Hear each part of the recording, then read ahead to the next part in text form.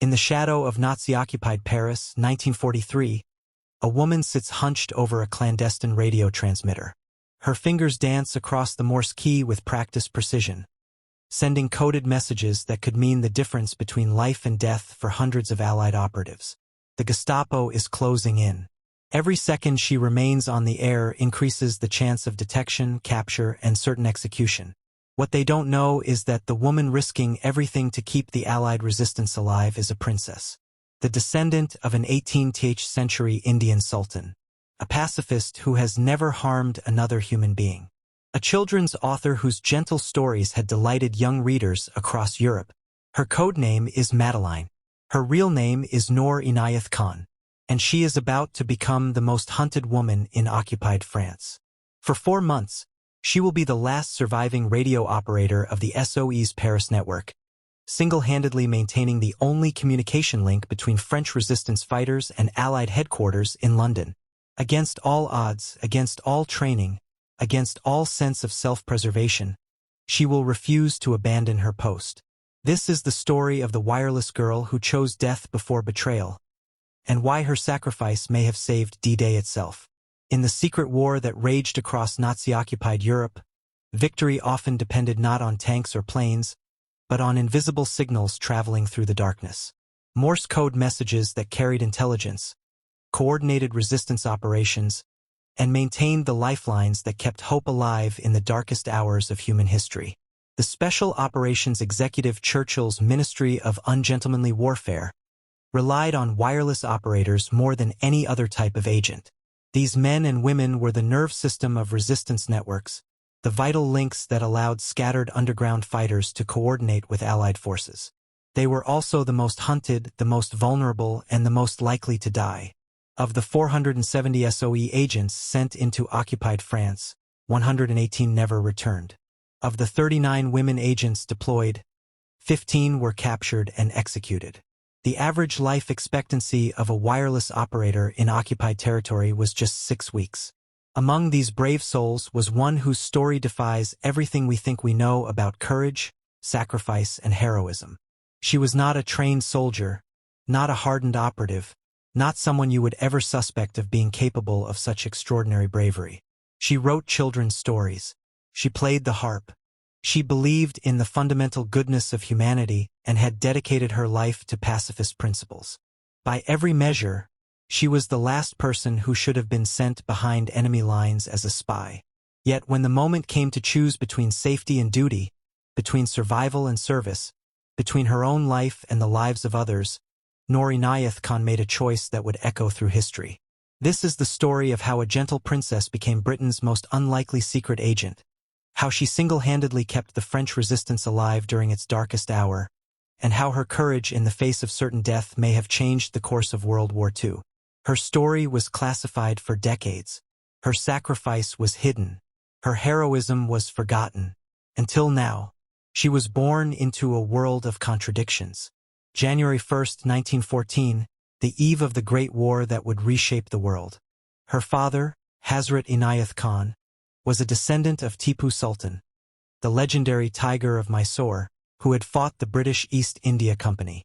Her mother, Ora Ray Baker, was an American from New Mexico, a poet and mystic who had abandoned conventional society to follow the Sufi spiritual path. Noor's childhood was spent moving between worlds, from Russia to London, from Paris to the Netherlands. She grew up speaking 4 languages fluently, absorbing the music and mysticism of her father's Sufi teachings while embracing the literary traditions of Europe. Her full name, Noor Inayat Khan, meant light of womanhood, and those who knew her said she embodied that meaning perfectly. When she was 6, the family settled in Chourisens, just outside Paris, in a house they called Fazal Manzil, the House of Blessing. Her father established himself as a teacher of Sufism, attracting students from across Europe who came to learn about the mystical path of Islam that emphasized love, peace, and the unity of all religions. Noor inherited her parents' artistic gifts and spiritual sensibilities. She studied music at the Paris Conservatory, becoming an accomplished harpist. More importantly, she discovered her talent for writing, creating delicate fairy tales and children's stories that reflected her belief in the fundamental goodness of humanity. By the 1930s, Noor had established herself as a children's author and broadcaster, writing stories for French radio that enchanted young listeners across Europe. Her tales were filled with gentle wisdom, teaching children about courage, kindness, and the importance of standing up for what is right, themes that would prove prophetic in the dark years ahead. When her father died suddenly in 1927, Noor's world was shattered. She was only 13, but she became the emotional anchor for her devastated family. Her mother never fully recovered from the loss, and Noor took on the responsibility of caring for her younger siblings while pursuing her education and writing career. As the 1930s progressed and fascism spread across Europe, Noor faced a crisis of conscience that would define the rest of her life. Her Sufi beliefs emphasized absolute pacifism, the idea that violence was never justified, that love and understanding could overcome any obstacle. Yet she watched in horror as Nazi ideology spread hatred and violence across the continent. When Britain declared war on Germany on September 3, 1939, Noor was living quietly in her family home near Paris, caring for her mother and continuing her writing career. As a pacifist, she initially believed that the war was a tragic mistake that could be resolved through negotiation and understanding. The German invasion of France in May 1940 changed everything. As German tanks rolled across the countryside and Stuka dive bombers screamed overhead, Noor witnessed firsthand the reality of Nazi conquest. She saw refugees streaming past her house, families torn apart, children separated from their parents, elderly people dying by the roadside. On June 18, 1940, just days before Paris fell to the Germans, Noor made the most difficult decision of her life. Despite her mother's fragile mental state and her family's need for her care, she arranged for their evacuation to England. They were among the last civilians to escape France before the German occupation sealed the country's borders. In London, as German bombs fell nightly during the Blitz, Noor's pacifist beliefs underwent a profound transformation. She realized that her commitment to nonviolence had been a luxury available only to those protected by others' willingness to fight. The Nazis were not misguided idealists who could be reasoned with, they were the embodiment of evil, and they could only be stopped by force. On November 19, 1940, Princess Noor Inayat Khan walked into a Royal Air Force recruitment office in London and volunteered for military service. The recruiting officer, looking at this delicate 26-year-old woman who spoke with the refined accent of European aristocracy, initially tried to steer her towards safe, civilian war work. "I want to fight," she told him simply. "My country is occupied, my people are suffering, and I have skills that might be useful." It was those skills, her fluency in French, her knowledge of Paris, her background in radio broadcasting, and her ability to blend into continental European society, that brought her to the attention of the Special Operations Executive. In early 1943, SOE recruiters approached her with an offer that would test everything she believed about herself. They wanted her to train as a wireless operator and be parachuted into occupied France to work with resistance networks. It was one of the most dangerous assignments in the war. Wireless operators were hunted relentlessly by German direction-finding equipment, and their life expectancy was measured in weeks, not months. Noor didn't hesitate. The gentle princess who had spent her life writing fairy tales was about to enter the deadliest fairy tale of all. One where the monsters were real, the stakes were life and death, and there was no guarantee of a happy ending. Her transformation from pacifist princess to deadly secret agent was about to begin. The training was designed to break her. At the SOE's finishing school in Hampshire, Noor learned skills that contradicted everything she had been taught about human nature. How to kill silently with her bare hands. How to resist interrogation under torture. How to lie convincingly to people who trusted her. How to operate a wireless radio while dodging German direction-finding teams that could pinpoint her location within minutes. Her instructors were brutal in their assessments. "She is impulsive and talks far too much," wrote one trainer. "She seems to have little natural aptitude for this work." Another noted that she was too emotional, too trusting, and lacks the ruthless streak necessary for covert operations. But there was one area where Noor excelled beyond all expectations: wireless operation. Her musical training had given her an almost supernatural ability to send and receive Morse code. She could transmit at speeds that amazed her instructors, and her fist, the distinctive rhythm and timing that made each operator's signals as unique as a fingerprint, was so clean and precise that it was instantly recognizable to receivers in London. By May 1943, despite her instructor's reservations, the desperate need for wireless operators in occupied France overruled their concerns about her suitability.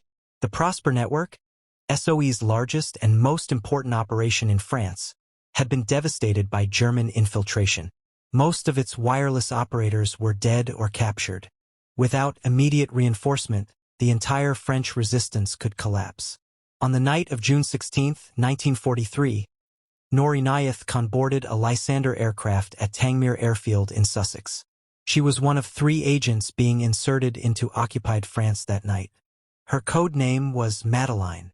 Her cover identity was Jean-Marie Renier, a children's governess. Hidden in her luggage was a Mark 7 wireless set, her lifeline to London and the most dangerous piece of equipment she could possibly carry. The flight to France was a nightmare of anti-aircraft fire and searchlights. German air defenses had been reinforced along the coast, and Allied aircraft losses were mounting. As the Lysander dodged flak bursts and fighter patrols, Noor clutched her wireless set and repeated her cover story over and over, preparing for the performance of her life. At 1:30 a.m. on June 17, 1943, the aircraft touched down in a field near Le Mans. Within minutes, Noor and her fellow agents had been bundled out onto French soil. The aircraft was airborne again before they could even wave goodbye. Staying on the ground for more than a few minutes would have invited disaster. Noor's first glimpse of occupied France was a shock. German signs were everywhere, Wehrmacht soldiers patrolled the streets, and the French people moved with the careful, subdued manner of a conquered population. This was not the Paris of her childhood memories. This was enemy territory, where one mistake could mean death. Within hours of her arrival, Noor received devastating news. The Prosper network had been completely compromised. In a series of coordinated raids, the Gestapo had arrested virtually every member of the organization, including all the wireless operators except one, and he had been forced to flee Paris to avoid capture. This left Noor in an impossible position. She was supposed to be a backup operator for an established network. Instead, she found herself the only working wireless link between the French resistance and London across the entire Paris region. SOE headquarters immediately sent word that she should return to England on the next available aircraft. The situation was too dangerous for a single, inexperienced operator. Noor's response was transmitted in clear, precise Morse code. Regret, cannot return. Networks depend on wireless contact. Will maintain communications as long as possible. Madeline. In London, SOE officers read her message with a mixture of admiration and horror. They knew they were reading the words of someone who had just signed her own death warrant. Without the protection of an established network, operating alone in occupied Paris, her chances of survival were virtually zero. For the next 4 months, Noor lived a life of constant terror and unimaginable bravery. She moved between safe houses every few days, carrying her wireless set in a battered suitcase, never staying in one location long enough for German direction finding equipment to track her down. She transmitted intelligence reports, coordinated resistance operations, and arranged supply drops, all while the Gestapo closed in around her. German direction-finding teams prowled Paris, mobile trucks with rotating antennas that could triangulate a wireless transmission within minutes. Specialized technicians worked around the clock to locate the source. They knew someone was transmitting. They were determined to find her. The psychological pressure was overwhelming. Every transmission was a gamble with her life. But the intelligence she was sending, details on German troop movements, V2 rocket sites, Atlantic wall defenses, was critical to Allied survival. In September 1943, German direction-finding teams nearly captured her during a transmission about submarine pens. She escaped through a back window as Gestapo agents broke down the door. Despite pleas from London and resistance fighters to abandon her mission, Noor refused. By October, she had been operating alone for nearly 4 months, longer than any SOE wireless operator. She continued transmitting vital intelligence up to October 13, 1943, unaware betrayal was imminent. Her location was revealed by Henri Dericourt, a French pilot working with SOE who was actually a double agent for the Germans. As she began transmitting that morning, German security forces surrounded her safe house. The wireless set fell silent mid-message. The most hunted woman in occupied France had been caught. When the Gestapo burst in, they found a woman calmly destroying her codes. Even under threat, she showed no panic. She burned files and maintained her composure. Arrested, she declared in German, "I am British. I am a prisoner of war. Treat me according to the Geneva Convention." Her defiance amazed her captors. At Gestapo headquarters on Avenue Foch, she endured brutal interrogation. Yet she revealed only her name, rank, and serial number. SS Sturmbannführer Hans Kiefer labeled her the most stubborn prisoner he had ever encountered. In November 1943, Noor escaped an interrogation cell and fled across rooftops with 2 agents, only to be recaptured minutes from freedom. In December, she was transferred to Germany's maximum security Pforzheim prison and placed in the isolation wing. In that small, dark cell, she kept a secret diary of poems and memories, refusing to surrender hope. Meanwhile, D-Day preparations advanced. Intelligence Noor provided on coastal defenses and V2 sites influenced Allied strategy. Her persistence had saved countless lives. In September 1944, she was sent to Dachau. There, she was executed at age 30. Witnesses say her last word was liberté. After liberation, Allied forces discovered records of her bravery. Decades later, historians recognized how much her transmissions impacted Operation Overlord. Her wireless set now lies silent in a museum. The gentle girl who wrote fairy tales had become a galvanizing force for freedom. When the war ended, few knew her name. Her family waited in vain for answers until 1945, when death became official. In 1949, she received the George Cross posthumously. Her mother accepted it quietly. France awarded her the Croix de Guerre and placed a small plaque near her childhood home. Historians later declassified SOE files, revealing a story of extraordinary courage. In 2012, a memorial bust was unveiled in London, Britain's first honoring an Asian female war heroine. Today, children learn of Noor's story, and her books are read anew with deeper meaning. Her legacy inspires truth, heroism, and unity across faith and nationality.